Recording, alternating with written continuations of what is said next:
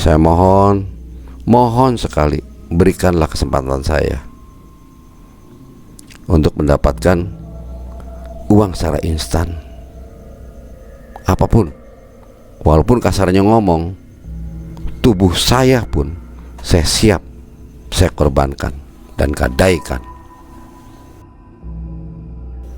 Coba aja gua intip nih, si Onyon ini satu ini sedang apa nih, desah-desah gini, kayak orang lagi entot aja katanya itu.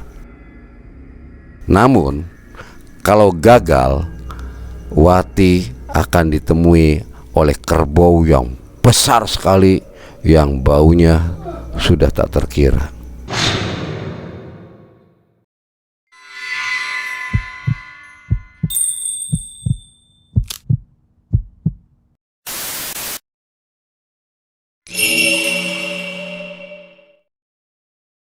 Assalamualaikum warahmatullahi wabarakatuh.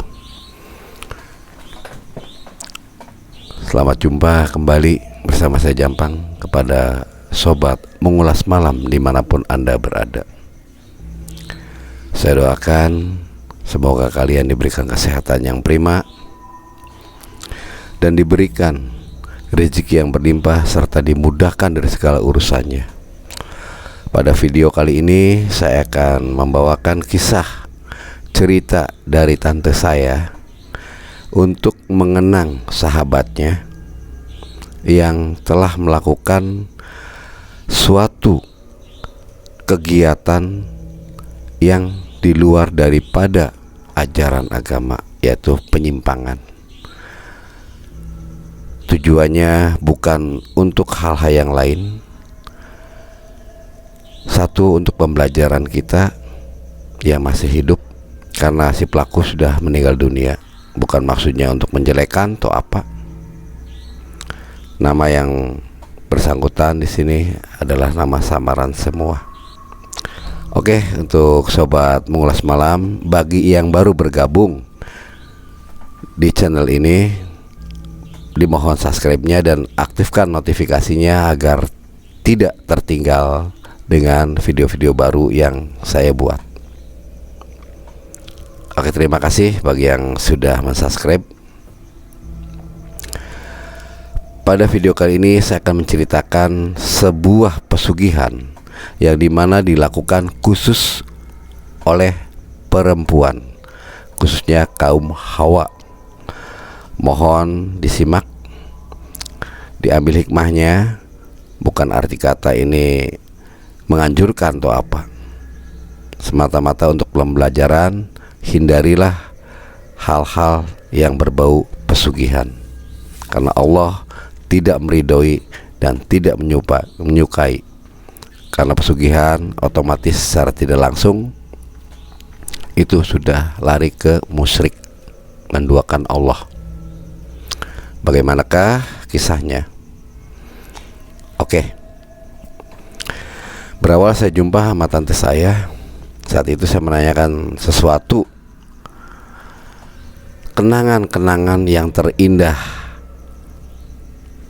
Akhirnya tante saya menceritakan, yaitu kenangan dengan salah satu sahabatnya di masa mudanya. Dulu saat muda, masih remajanya tante saya, itu punya seorang sahabat yang dari SMP sampai SMA itu selalu bersama. Suka duka dilalui bersama. Salah satunya yaitu sahabat tante saya namanya Wati, sedangkan tante saya sendiri namanya Linda. Si Wati waktu itu dia adalah salah satu murid yang dibilang IQ-nya cemerlang ya, pintar dan agresif terhadap satu pekerjaan. Dia pekerja kuat, yang handal, dan memang disebut wanita karir juga bisa. Namun salah satunya yang membuat dia melakukan pesugihan karena terhimpit satu kebutuhan untuk melunasi hutang. Saat itu si Wati berkecimpung di dalam dunia bisnis, merintis sampai sukses. Dan Wati waktu itu bekerja sama dengan temannya, teman rekanan kerjanya. Setiap pulang kerja, Wati selalu cerita ke Linda, karena sahabat dekatnya. Baik buruknya dia tidak ada rahasia yang ditutupi. Wati juga memiliki seorang kekasih pujaan hatinya, yaitu Tony. Berjalannya hubungan sudah lama dengan Tony. Wati pun terhimpit juga dengan urusan bisnisnya. Sempat-sempat Wati ini hampir kurang memperhatikan hubungannya dengan Tony. Himpitan yang dirasakan oleh Wati waktu itu, Wati tertipu oleh seseorang rekan kerjanya, yang dimana modalnya Wati waktu itu pinjem modal ke temannya lagi. Saat hubungan bisnis itu Wati tertipu, Wati pusing. Wati menceritakan keseluruhannya kepada tante saya. Sempat ditagihnya hutang-hutangnya Wati oleh temannya lagi, yaitu namanya Dodi. Wati kerjasama dengan temannya yang menipu dia, namanya Tuti. Si Tuti ini membawa kabur uang kerjasama yang dimiliki oleh Wati. Karena uang modalnya itu pinjam dari Doni. Doni ini salah satu teman sekolah di SMA-nya dia. Saking deketnya, karena deketnya betul-betul tidak ada hitungan, sehingga Doni pun tanpa jaminan memberikan pinjaman atas permintaan Wati sejumlah uang untuk permodalan. Karena Wati kebingungan, menceritakan juga ke Doni tentang perihal tertipunya dia. Udah, kata Doni, laporkan saja ke kepolisian. Waduh, gimana ya Don? Dia ini, si Tuti ini, rumahnya juga saya tidak tahu. Dia hidupnya boleh dikatakan berpindah-pindah. Kadangkala ada di Bogor, kadangkala ada di Cilengsi, kadangkala juga ada di Bekasi, kadangkala di Carang. Jadi nggak nentu. Jadi gimana enaknya? Laporin aja. Saat itu diajaklah Wati sama Doni bersama Linda menemani Wati melaporkan perihal terjadinya penipuan yang dialami oleh Wati, yang dilakukan oleh Tuti. Semua diceritakan kepada pihak kepolisian, ke polsek setempat. Polsek pun menanggapinya. Polsek mencoba akan memberitahu setelah ada laporan atau ada hal-hal yang harus ditanggulangi atau ditangani daripada yang dilaporkan. Wati selaku pelapor manut dengan aturan yang ada. Kurun waktu berjalan hampir 4 bulan. Tidak ada kabar beritanya tentang Tuti. Doni pun merasa agak keberatan juga waktunya dengan janji yang ada. Wati harus melunasi hutangnya kepada Doni. Saat itu Doni pun ada sesuatu proyek yang membutuhkan modal besar, sehingga menagih ke Wati uangnya untuk digunakan tambahan modal proyeknya. Wati kebingungan, gimana, menceritakan ke Linda, meminta bantuan ke Linda untuk mencari solusinya membayar hutang ke Doni. Wati pusing. Waktu itu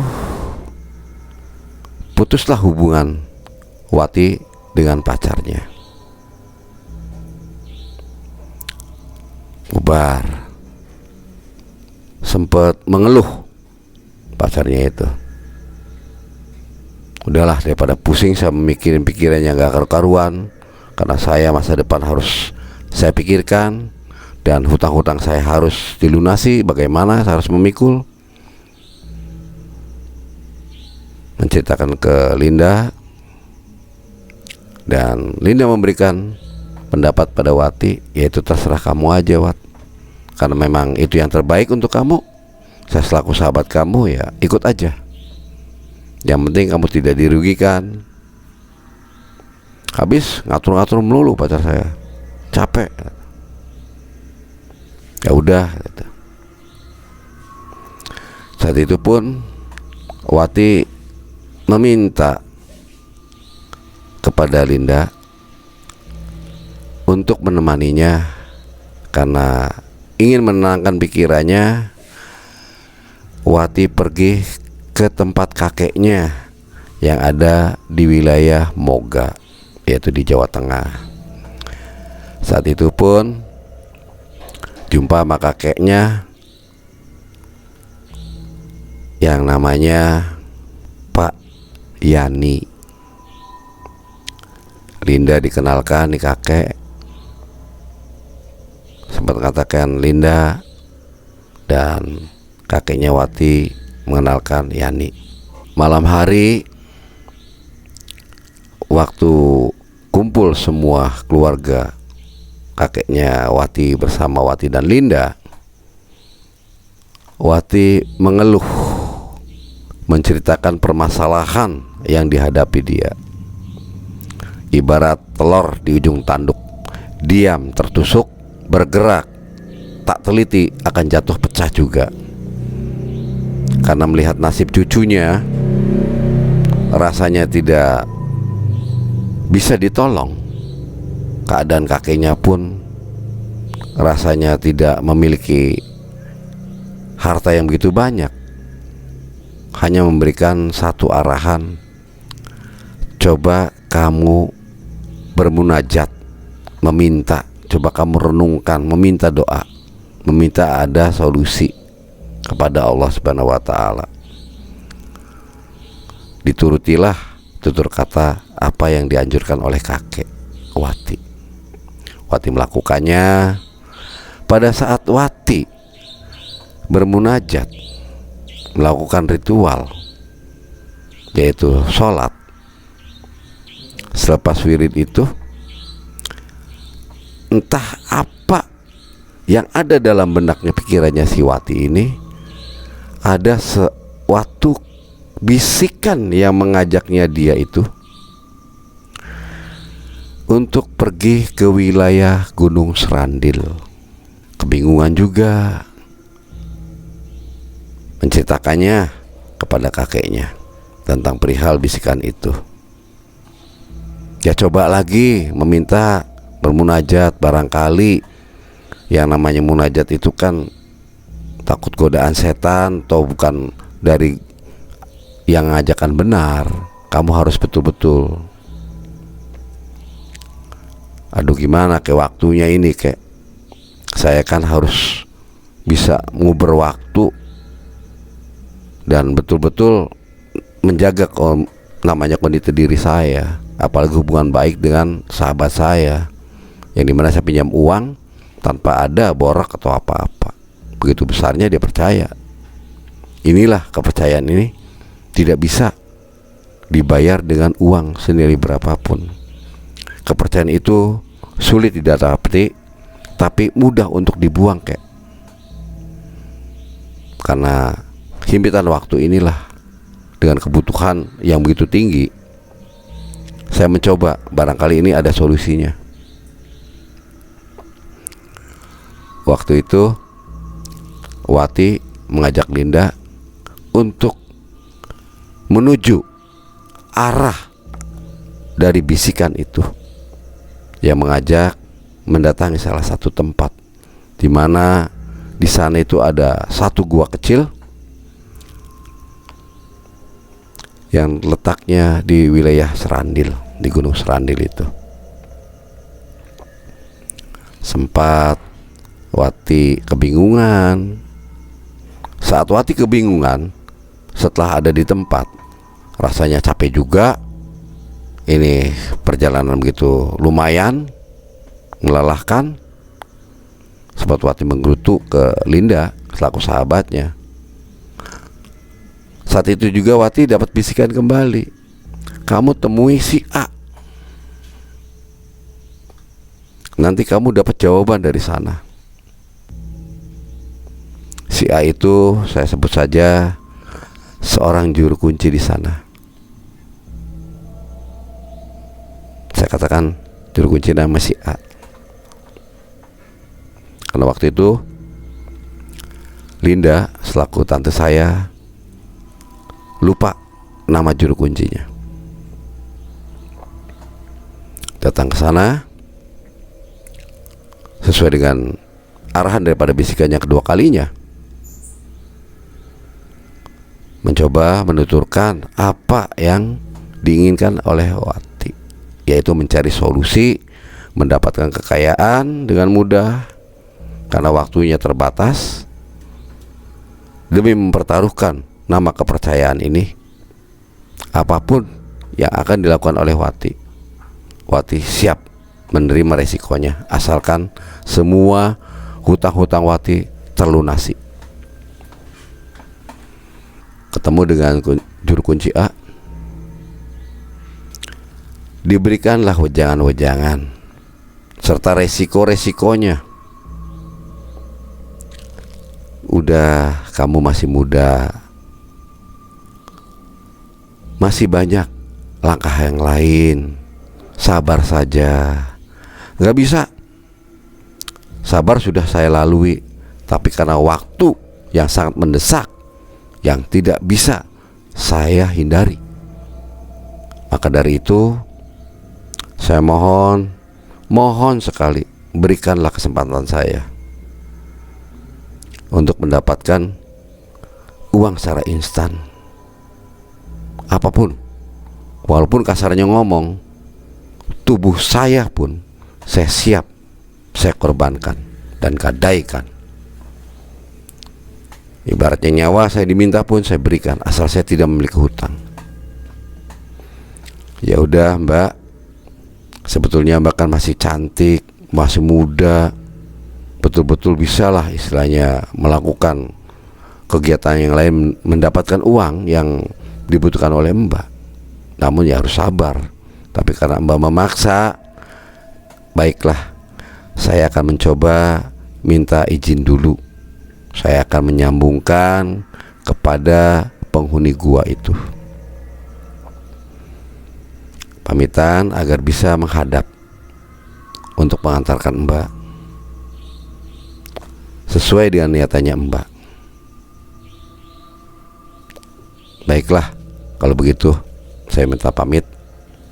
Saya masuk dulu ingin ritual. Juru kunci A ini melakukan ritual. Sesaji yang biasa udah ada yang tersedia di tempatnya dia melakukannya, serta merta saat itu juga dasar miliknya Wati diterimanya acuan itu. Saat itu Kuncen A mengantar Wati ke salah satu gua untuk melakukan ritual yang akan dihadapi, karena awalnya sudah diceritakan semua baik dan buruknya kepada Wati. Awal itu dilakukan oleh Wati.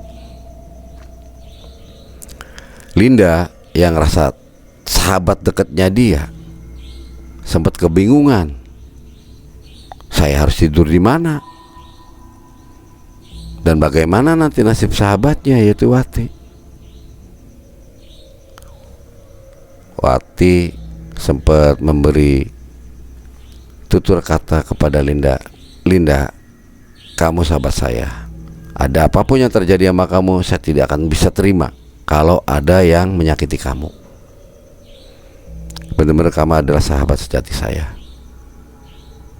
Oke, kalau begitu gini aja Lin, lebih baiknya Pak Kuncen, bagaimana saya minta bantuan Anda sekali lagi. Titip sahabat saya untuk bisa menginap, menunggu saya ritual sampai selesai. Sahabat saya ini singgah di tempat Bapak. Mangga-mangga saja kalau memang bisa menerima kenyataan keadaan rumah saya yang jelek begini. Gimana?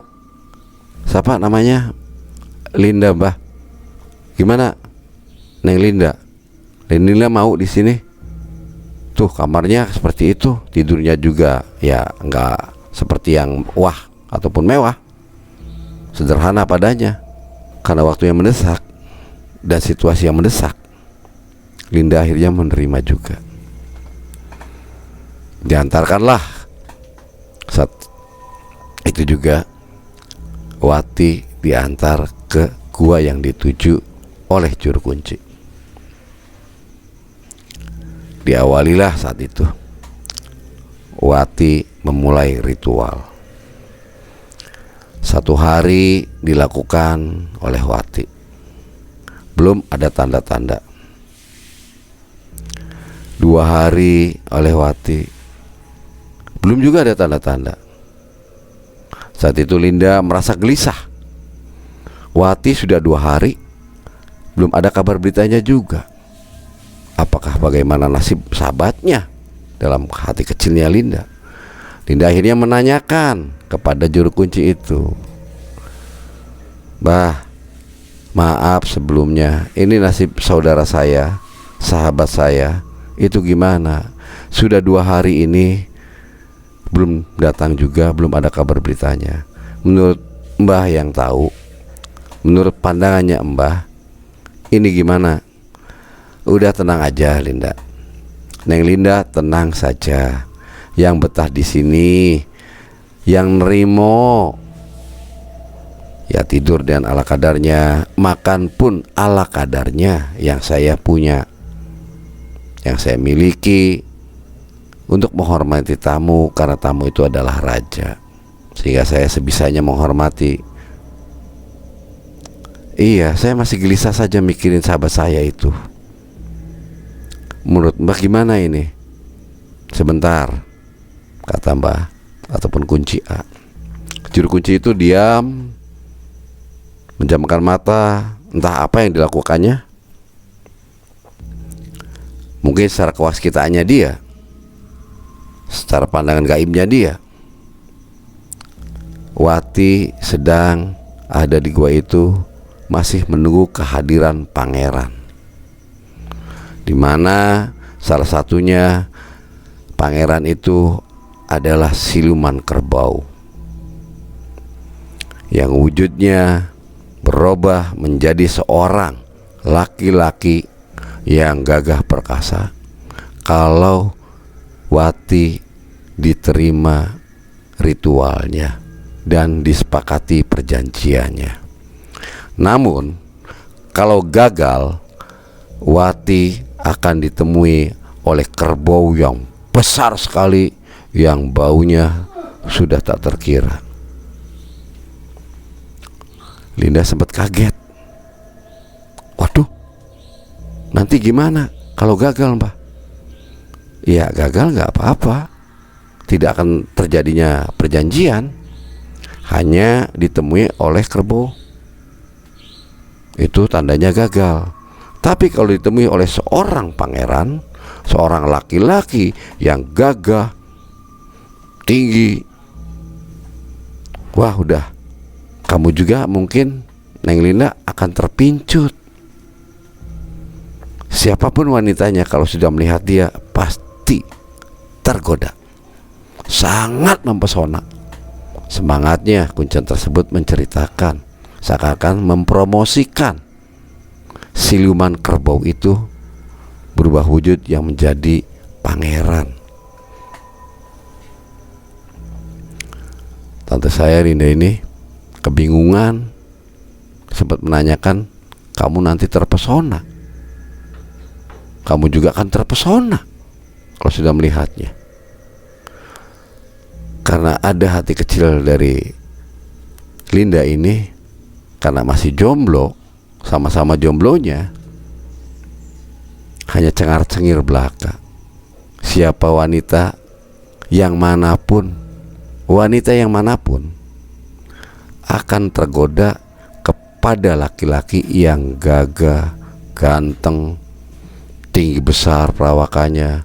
Wah, sudah pasti tergoda, pikirnya Linda.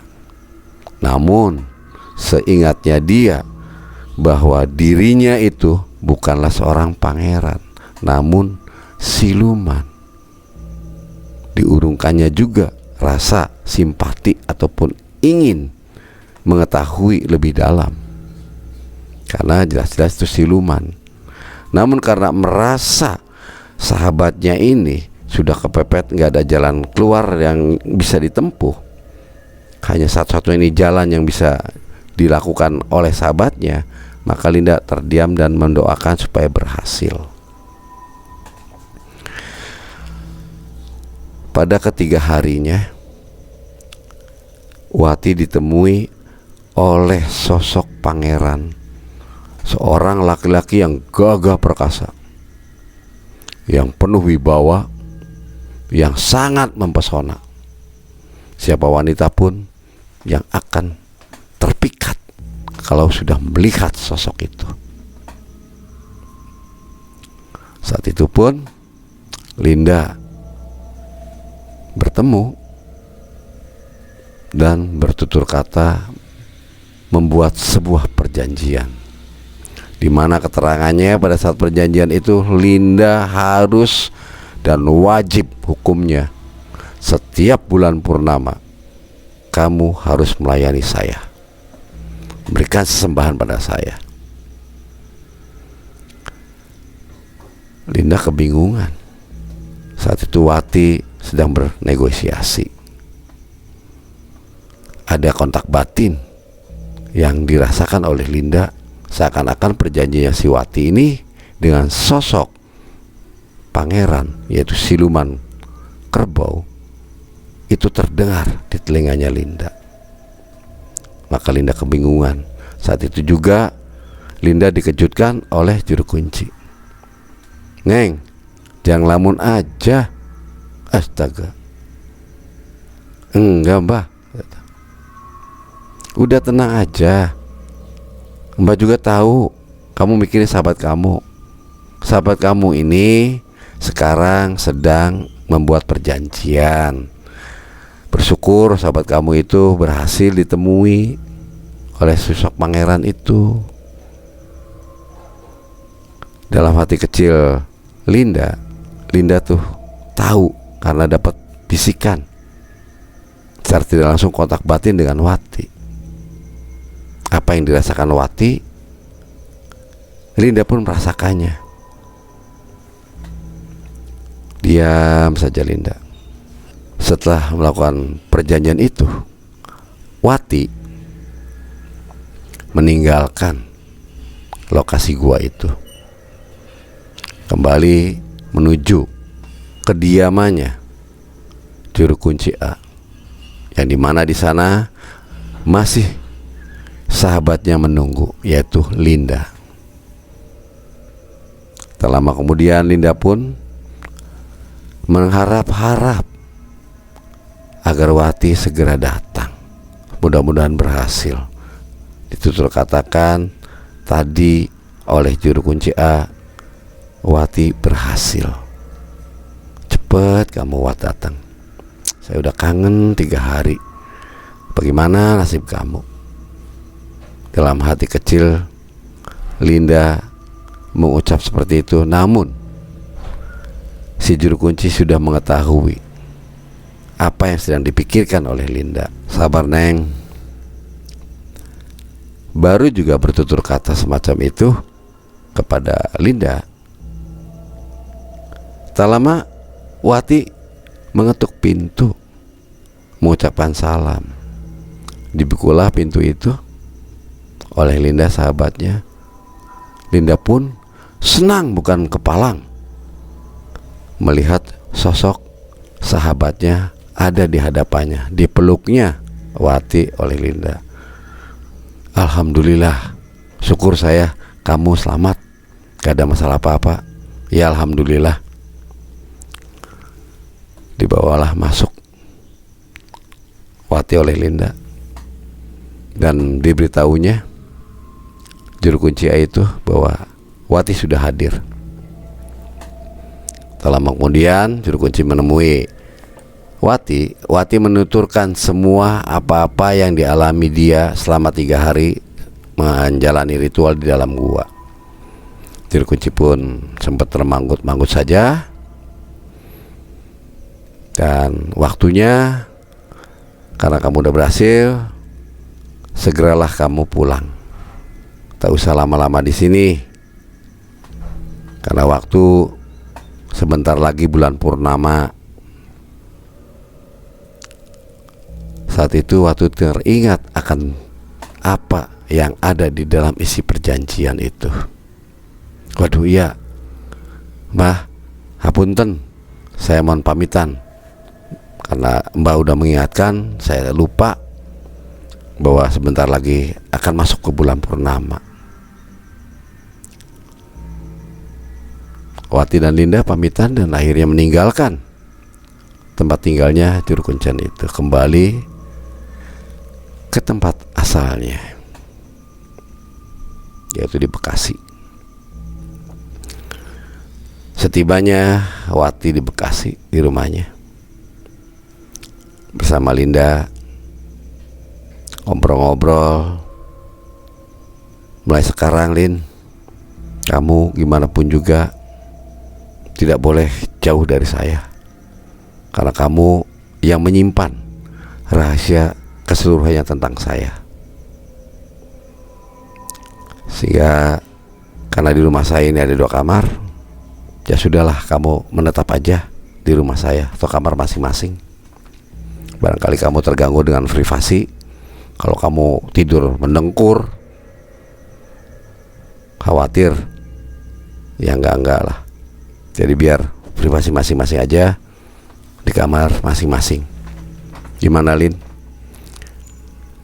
Karena kamu yang minta, Wat, apa sih yang gak bisa? Selagi saya mampu melakukannya, membantu kamu. Saat itulah Linda bersama Wati hidup satu atap. Tak lama kemudian, waktu berselang, sudah mendatang pada saatnya bulan purnama. Wati pun menyiapkan diri. Sore hari itu Wati mandi bersih, mempersiapkan layaknya seorang pengantin baru. Saat itu pun Wati bergaya di hadapan Linda, memakai baju tidur. Loh, kamu kenapa pakai baju tidur? Bukannya ini kan masih sore, belum malam. Cakep enggak? Gimana tuh body gue? Aduh, gayanya ampun. Sahabat satu yang ini bingung nih. Kayaknya ada sesuatu hal nih. Kayaknya kamu nih ada naksir nih sama laki-laki. Ya enggak juga sih, ya ngerti juga lah, kan malam pertama nih. Oh iya, bulan purnama ya. Ya sudah, ngobrol-ngobrol, tak terasa waktu berlalu. Lelah juga dan rasa kantuk pun Wati dan Linda merasakannya. Wati pamitan ke Linda untuk beristirahat di kamar, dan Linda pun masuk ke kamar masing-masing. Wati tertidur karena Linda waktu itu belum tidur, mengintip Sudah tidur belum sahabatnya ini? Ternyata sudah tidur mendengkur. Linda pun masuk kamar dan tidur. Waktu berjalan.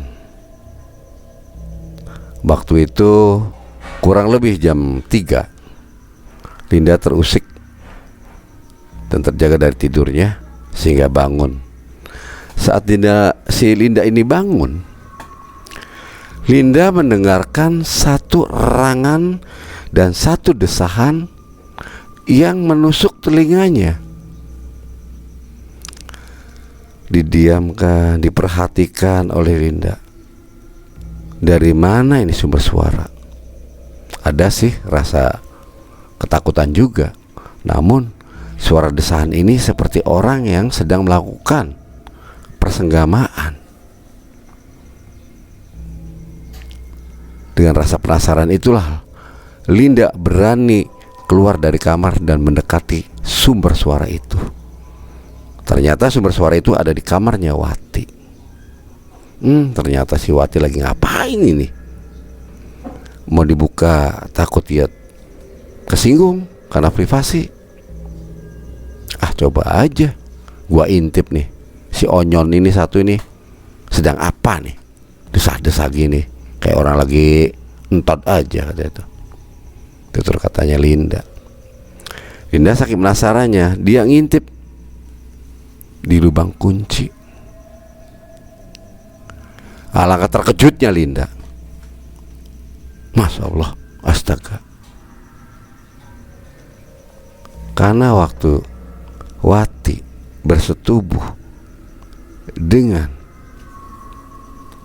yang dikatakan perasaannya dia itu adalah seorang pangeran, Linda mengetahui itu adalah kerbau yang besar. Dilumatnya oleh Wati, bibirnya, kecupanya, semua udah sampai melakukan persetubuhan. Persenggamaan pun dilakukan. Saking penasarannya Linda, ingin sejauh mana apa yang dilakukan oleh sahabatnya itu si Wati. Sampai saatnya menjelang subuh, Wati itu kecapean, terlelap dan tertidur kembali. Linda geleng-geleng kepala aja. Saat itulah pengalaman pertamanya Linda mengetahui bahwa Wati bersetubuh dengan sosok kerbau. Siang hari, setelah mereka bangun dan sarapan, kembali memulai aktivitas masing-masing. Saat Wati mandi dan udah berpesolek, Wati biasa memakai parfum yang sangat menyengat juga untuk daya tarik seorang laki-laki. Namun parfum itu bukan berasa ataupun bercium aromanya wangi yang ada. Linda mencium bau perengus, bau kerbau. Saat itu Linda menanyakan kepada Wati. Dia sempat menarik-narik napas dari hidungnya itu. Apa lu nih minyak wangi gua, bogat, mahal tau. Nah, bogat-bogat apa? Bau kerbau. Asal ngomong kamu, goblok. Nih, kamu gak percaya, lihat nih. Wati mengambil parfumnya dalam kamar, menunjukkannya kepada Linda. Tuh, bermerek. Kere-kerenya juga gua masih bermerek. Iya percaya, tapi penciuman saya gak bakal dibohongi, Wat. Percayalah, gua kan sahabat lu. Iya sih. Kalau percaya, ya ini yang gua pakai nih. Semprotin lagi ya parfum itu ke dalam tubuhnya si Wati. Namun tetap bukan bau parfum itu yang keluar, yang dirasakan oleh Linda, bau kerbau. Hanya karena Linda ingin menyenangkan hati sahabatnya, ya diiyakan saja. Gua mau berangkat kerja nih, ke kantor. Lu sih bau apa? Saat itu juga Wati kembali ke kamarnya untuk menyimpan parfum itu. Saat itu juga Wati dikejutkan dengan tumpukan-tumpukan uang. Masih baru-baru semua. Uang pecahan 50 ribuan. Bener-bener kaget dan senangnya bukan kepalang. Diambillah beberapa uang kepokan oleh Wati, dimasukkan ke dalam tasnya. Dicoba oleh Wati, berpikirnya nanti uang ini bisa dibelanjakan tidak, asli apa tidak. Waktu Wati mau berangkat ke kantor, dia mau nyetor atau mau nabung dulu ke salah satu bank, di banknya dia. Wati pamitan ke Linda, ya udah hati-hati loh kalau mau berangkat. Pintu kamar pun dikunci oleh Wati. Pamitan langsung berangkat menuju ke bank. Saat di bank, dia memberikan kepada salah satu kasir untuk menyetor atau menabung dengan uang hasil yang tadi malam dia lakukan. Diterimalah oleh pihak bank. Yang anehnya saat itu tidak ada masalah apa-apa dengan uang tersebut. Ternyata uang itu bisa disetorkan ke bank. Menambah semangatnya Wati. Waduh, gue bisa kaya kayak gini. Mudah banget nih. Hamparan banyak uang gak kira-kira di kamar. Gue kirimin aja dulu untuk bayar utang. Saat itu juga Wati segera mungkin ingin kembali ke masuk ke kantornya. Ingin segera mungkin Wati datang ke kantornya. Saat membalikkan badan, saat itu juga Wati berbenturan dengan salah seorang laki-laki yang ingin menyetor ke kasir itu. Bertumburlah kedua belah orang itu. Wati tersontak kaget dan laki-laki itu pun tersipu malu. Wati ngerasa bersalah. Wati meminta maaf kepada laki-laki itu dan laki-laki itu pun meminta maaf kepada Wati. Kedua insan itu saling berkenalan akhirnya. Aduh, maaf mbak, saya yang salah, saya nabrak mbak. Bukan mas, saya yang nabrak mas. Wati terpesona melihat kegagahan dan kegantengan sosok pemuda itu. Karena saya yang bersalah, saya minta maaf. Kenalkan, nama saya Wati. Pemuda itu pun menjulurkan tangannya dan mengenalkan dirinya, Iwan. Saat itu rasa yang ada di dalam Wati kangen akan pacar yang lama. Anggaplah ini pengganti pacar yang lalu, yang sudah usang. Pikirnya Wati, mantan adalah sampah yang patut dibuang.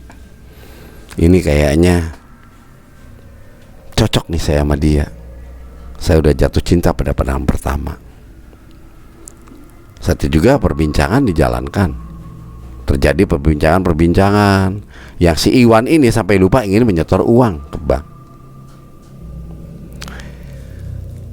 Tak lama kemudian obrolan tuh berselang kurang lebih setengah jam. Karena Iwan ngerasa ingat dia harus menyetorkan segera uang yang dibawa. Akhirnya Iwan memutuskan perbincangan itu. Maaf ya Wat, saya harus nyetorkan uang ini. Kan ini lagi dibutuhkan bener-bener dan ditunggu laporannya. Ya silakan Mas Iwan, mampir-mampirlah ke rumah. Kalau senggang ya mampir juga ke kantor, nggak apa-apa. Ya sudah kalau gitu nggak apa-apa. Nanti saya akan kontak ya ke kantor. Ya sudah, saya tunggu ya. Bener nih, kalau sempat waktu ya kita ngadain acara makan siang, gimana? Karena Wati betul-betul terpesona sama Iwan, yang dimana dia gagah, tinggi, ganteng, pakainya pun necis, layaknya seorang pengusaha. Padahal Iwan adalah seorang karyawan yang dipercaya untuk menangani keuangan, bukan seorang pimpinan ataupun si pemilik perusahaan. Ya cukup buat hidupnya yang seorang diri, Iwan kayaknya tidak kekurangan. Iwan pun ngerasa belum memiliki pacar atau pasangan hidup. Rasanya ini si cewek, si Wati ini memberi lampu hijau untuk saya. Kesempatan juga nih, saya ingin memiliki seorang kekasih. Ya udah, saya tunggu ya, kata Wati itu. Oke, saya store dulu. Iwan nyetorkan ke kasir uang setoran yang segera mungkin ditangani. Waktu pun berlalu. Saat jam makan siang, tak lama kemudian terdengarlah telepon di mejanya Wati. Diterimanya telepon tersebut ternyata dari Iwan. Disepakatinya perjanjian sesuai dengan apa yang tadi dijanjikan pada siang itu, ketemu di bank. Mereka berdua berangkatlah makan siang. Saat itu PDKT berjalan sampai canda sampai Iwan mau mengatakan diri jatuh cinta pada Wati. Iwan masih menjaga harga diri seorang laki-laki karena baru kenal, belum tahu latar belakang Wati seperti apa. Begitupun Wati, tak pantas seorang perempuan nembak duluan kepada laki-laki, walaupun sangat-sangat benar-benar itu mendambakan seorang laki-laki yang didambakan. Cocok jatuhnya ke Iwan. Kedua insan ini berjalan hubungan semakin lama, kurang lebih kurun waktu 6 bulan. Usaha Wati, wah, meningkat sekali. Prosesnya betul-betul meningkat, sehingga usahanya Wati dalam properti, dia banyak mengembangkan wilayah-wilayah pengembangan.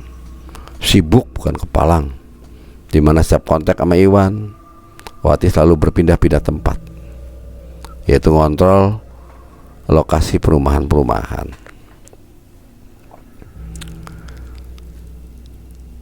Wati bersama Iwan, karena Iwan juga sering, karena udah lamanya hubungan mereka, dan Wati pun selalu melakukan kewajibannya pada saat tiap bulan purnama. Wati teringat sama Doni, ingin mengenalkan seorang kekasihnya pada sahabatnya. Linda selaku penonton waktu itu. Anggaplah Linda ini adalah obat nyamuk, pelengkap derita doang kalau saatnya Wati bersama Iwan ada di rumah. Kebingungan dah. Iwan pengen sekali meminangnya. Kapan ya waktu yang tepat? Saya harus kumpul-kumpul uang, pikirnya Irwan. Wati pun ada rasa keinginan menikah dengan Irwan. Namun dirinya sendiri ini apakah pantas?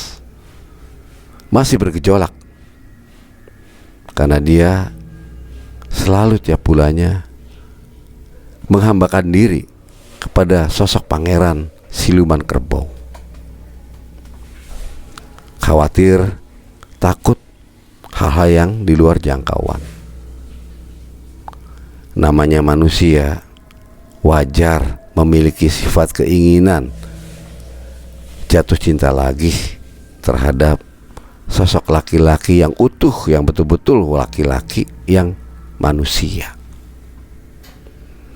yang sebangsanya, bukan siluman.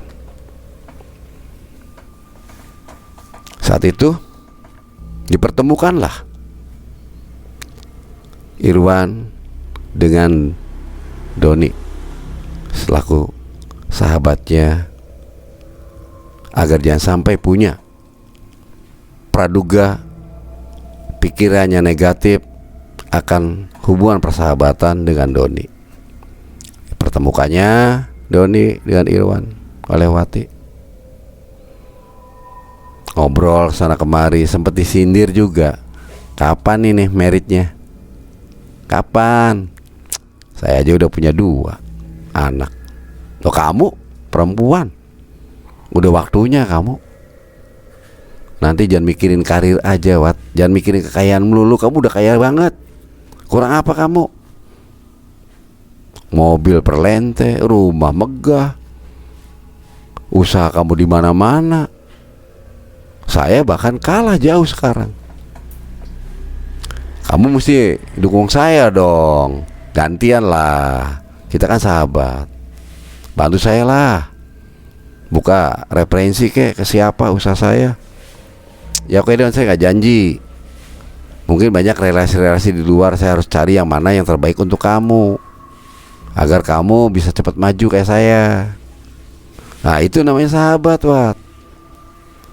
Iwan di situ juga memperhatikan obrolan kedua seorang sahabat yang dituturkan oleh Wati bahwa Doni itu sahabat, benar-benar sahabat. Dan Wati pun tak sungkan-sungkan pada Irwan. Wan, saya sama dia nih gak ada hubungan apa-apa selain persahabatan. Dia udah punya istri, udah punya anak 2. Jadi kamu tolong jangan punya pikiran negatif terhadap saya. Apabila nanti saya dekat sama dia, ya saya percaya, sayang. Makanya kamu menjelaskan semuanya baru saya yakini. Kalau belum jelas, saya belum yakin. Setelah dijelaskan, ya saya terima hasil daripada penjelasan kamu. Obrol, waktu pun berlalu. Akhirnya Wati dan Irwan pamitan. Tujuannya ingin mengenalkan Wati kepada calon mertuanya, karena teringat tutur kata daripada Doni, kapan kamu meritnya. Irwan tidak memiliki orang tua, namun memiliki orang tua angkat, orang tua asuh. Diperkenalkanlah Wati kepada orang tuanya Irwan, itu orang tua angkatnya. Mereka ngobrol-ngobrol, sempat menanyakan, udah waktunya kamu, Wan. Nih orangnya baik, tak lihat tutur katanya, pakaiannya, kayak pantas sama kamu. Mudah-mudahan kamu jodoh yang betul-betul jadi keluarga yang samawah ya, sakinah mawaddah warohmah. Ya kalau Mas Irwannya menerima saya apa adanya loh, Pak. Kalau saya sih namanya perempuan, siap menerima aja. Perempuan hukumnya kan menerima, laki-laki hukumnya memilih. Namun perempuan juga wajib menolak kalau tidak sesuai dengan kehendak hati. Nah, Dewati ini gimana sama anak saya ini, Irwan? Kira-kiranya suka tidak luar dalam? Luar dalam ya, luar sih ya suka, Pak. Kalau dalam belum ngerasain, Pak. Ngawur kalau ngomong. Ya memang nyatanya saya itu masih menjaga hubungan. Karena saya belum menikah, maka saya gak berani melakukan hal-hal yang lain-lain. Nah itu loh, Wan, itu calon bini kamu yang betul-betul menjaga kehormatan, Tambah sayangnya rasanya Irwan begitu diterimanya Wati di hadapan orang tua angkatnya Irwan. Senangnya bukan kepalang. Saat itu juga mereka pamitan pulang kembali ke rumah Wati. Saat itu Wati menemui Linda, sahabatnya, menceritakan semuanya. Apa yang dialami, apa yang dirasakan pada saat itu. Dia nyanyi-nyanyi kecil, senangnya bukan kepalang. Waktu itu udah janjian malam hari ingin mengajak keluar nonton. Kebetulan malam minggu ingin menonton Midnight jam 12 malam, katanya tuh enak kayaknya nih, filmnya bagus. Disepakati udah, lu mau ikut kalian? Ya kalau diajak, daripada saya nanti di situ jadi namanya obat nyamuk, ya maaf aja deh, lu yang nikmat, gua yang kumat, sorry, kata Linda dengan genit-genitnya kepada Wati. Saat itu pulang masing-masing. Irwan kembali pulang setelah antar Wati. Linda pun rasanya senang sahabatnya sekarang menemukan idaman hatinya kembali. Tambatan hati. Namun dalam pikirannya Linda juga, ini bagaimana nasibnya kalau tahu apa yang dilakukan oleh Wati. Wati gak sadar apa? Tapi bagaimanapun juga saya salut sama sahabat saya, sama si Wati ini. Dia pandai menempatkan mana urusan pribadi, mana urusan kerjaan, mana urusan sama pacar, mana urusan dengan tanggung jawab dia selaku pesugihan kerbau Giro. Saat itu Wati tidak sadar masuki bulan purnama.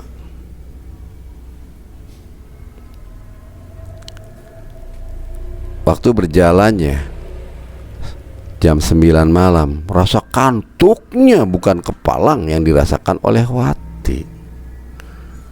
Linda belum ngantuk. Entah apa yang dirasakan oleh Linda, susah tidur. Ditidur-tidur aja nggak bisa tidur. Wati terlelap, terdengar suara dengkurannya oleh Linda. Si Onyen ini enak banget tidurnya sampai dengkur gitu. Tak lama kemudian waktu sudah tiba, mendekati jam 12 malam. Saat itu ketukan pintu dari luar terdengar.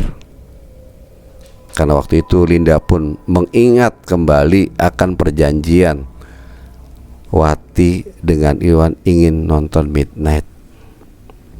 Mudah-mudahan aja dia datang, Mas Irwan.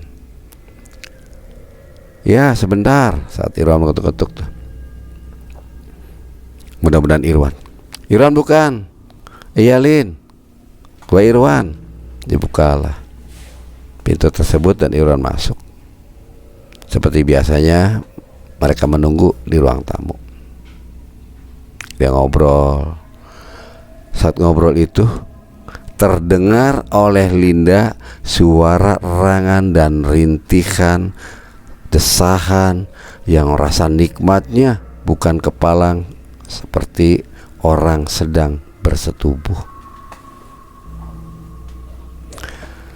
Linda berdoa supaya jangan sampai Irwan tahu dan mendengarkan. Untuk mengalihkan perhatian Irwan, Linda mengajak ngobrol tentang hal-hal yang lain. Sempat udahlah Wan, kayaknya Linda ini lupa kan zamannya kamu mau nonton Midnight. Ya udah aja, kita ngobrol aja udah, sembari nunggu dia bangun. Ya juga sih gitu. Tapi gimana ya, apa kamu pulang aja? Enggak lah, takutnya saya dikiranya nggak datang. Biar saya menunggu. Tuh ada kamu juga di sini selaku saksi. Saking enaknya ngobrol, tak perasa waktu berlalu. Saat itu Irwan kebingungan, suara apa yang terdengar di telinganya ini, sumber suara dari mana ini? Desihan-desahan, Khawatir Irwan dibohongin oleh Wati. Wati menyimpan laki-laki lain di dalam kamarnya, karena erangan-erangan ini semakin betul-betul terdengar di telinganya Irwan. Sempat Irwan menanyakan pada Linda, "Lin, kamu dengar enggak suara desahan? Kayak orang lagi kokprut." "Wah, kamu ngawur." Enggak denger. Ngarang kamu. Sumber suaranya dari sini nih, dari kamar ini, yaitu kamarnya Wati. Jangan-jangan Wati sama cowok lain. Ngawur kamu. Dari tadi gua di sini ngobrol sampai dia ngantuk, nguap-nguap mulu. Ini juga suruh dia tidur. Mana ada laki-laki datang. Seharian gua di rumah, nunggu rumah. Ya juga, tapi siapa ya? Udahlah, jangan pikirin. Linda saat itu untuk menutupi si Irwan nih, jangan sampai tahu apa yang dilakukan oleh Wati. Namun rasa penasaran yang sangat tinggi, seakan-akan Irwan itu dibohongi oleh Wati. Saat itu juga Irwan berdiri dan menghampiri, serta langsung tanpa basa-basi lagi pintu itu didorongnya. Kebetulan saat itu pintu tidak dikunci oleh Wati. Alangkah terkejutnya Irwan melihat pemandangan apa yang sedang berlangsung di tempat tidurnya Wati. Irwan pun saat itu sangat mual, jijiknya minta ampun, dan baunya nggak tahan. Bau perengus yang betul-betul perengus, memandang kekasihnya sedang bercumbu dengan seekor kerbau yang besar. Aduh. Saat dibuka begitu, Irwan terkesima. Saat itu juga sosok kerbau itu melihat ke Irwan. Melihat ke Irwan dengan sonar mata yang dengan penuh kemarahan, seakan-akan terusik kenikmatan yang telah dilakukan. "Kamu telah mengusik kenikmatan yang saya sedang lakukan. Kamu kurang ajar." Sempat tutur kata itu dari mulutnya kerbau itu. Wati saat itu juga kaget.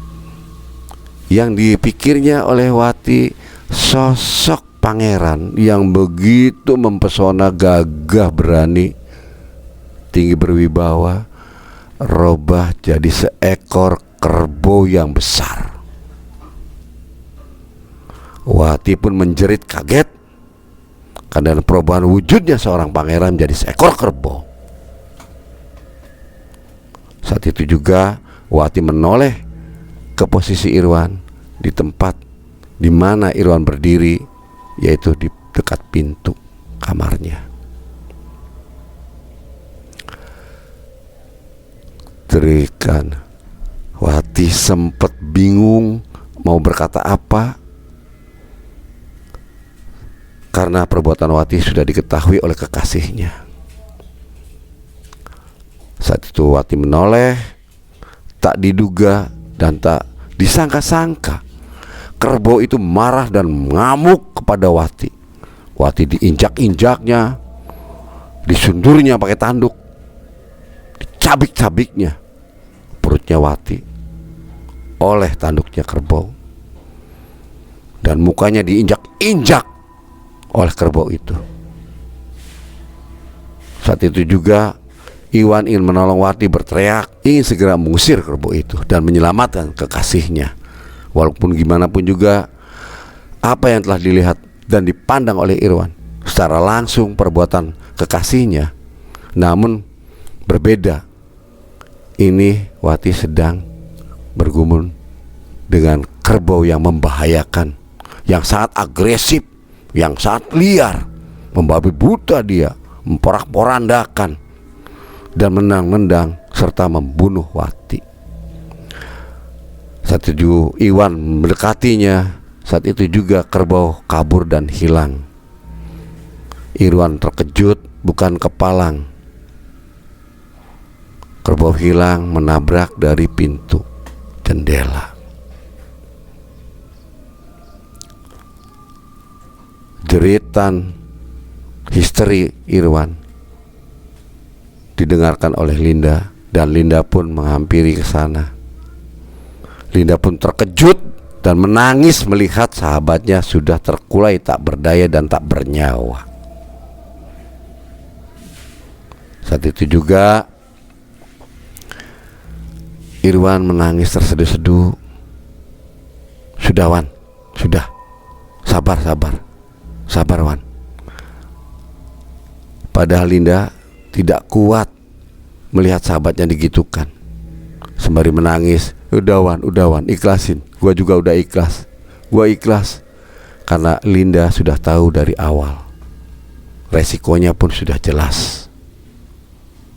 Namun tidak menyangka akan kejadian semacam ini yang dialami oleh sahabatnya. Irwan pun dilus-lus disadarkan. Singkat cerita, esok harinya Linda melaporkan kepada penduduk setempat, khususnya kepada PRW dan kepada pemuka agama di sana, bahwa telah terjadi kecelakaan, bahwa Wati telah meninggal dunia di kamarnya. Saat itu juga masyarakat kebingungan karena ada desas-desis matinya tidak normal. Saat prosesi pemakaman dilakukan, si pemandi mayat pun agak kebingungan, sempat tersentuh hatinya ini. Linda gak kuat menahan apa yang dideritanya oleh sahabatnya dia satu-satunya. Linda diam sampai proses pemakaman selesai dan tuntas, sampai ke 40 harinya untuk menghilangkan kenangan dengan sahabatnya. Rumah itu dijual dan hasil penjualannya diwakafkan, diberikan kepada yayasan yatim piatu. Mudah-mudahan ini berguna karena saya akan memberikan kepada yang membutuhkan tepat sasaran, pikirnya Linda. Saat itu juga hubungan Linda dengan Irwan sudah tidak ada kontak. Irwan terpukul, bukan kepalang, melihat kekasihnya yang ingin dipinangnya sudah meninggal dan bersubuh dengan kerbau yang besar. Saat itu menghindarinya, singkat cerita, Linda kembali ke Cirebon dan ingin mengakhiri hidupnya di Cirebon dengan melakukan hal-hal yang baik dan benar sesuai yang dilakukan oleh tuntunan agama. Itulah kisah dari seorang sahabat tante saya. Dia melakukan pesugihan kebo giro. Untuk sobat mengulas malam dimanapun Anda berada, diambil hikmahnya dari cerita ini, bukan semata-mata menyudutkan siapapun. Ini adalah kenang-kenangan dari tante saya, menceritakan bahwa seorang sahabatnya melakukan pesugihan kebo giro. Dan ada titip pesan pada kaum Hawa khususnya, jangan tergiur oleh harta, walaupun harta bisa membeli sesuatu. Mohon diambil hikmahnya yang betul-betul mendasar dan mendalam. Ambil yang baik, buang yang jeleknya. Saya akhiri cerita ini. Wabil taufiq wal hidayah. Wassalamualaikum warahmatullahi wabarakatuh.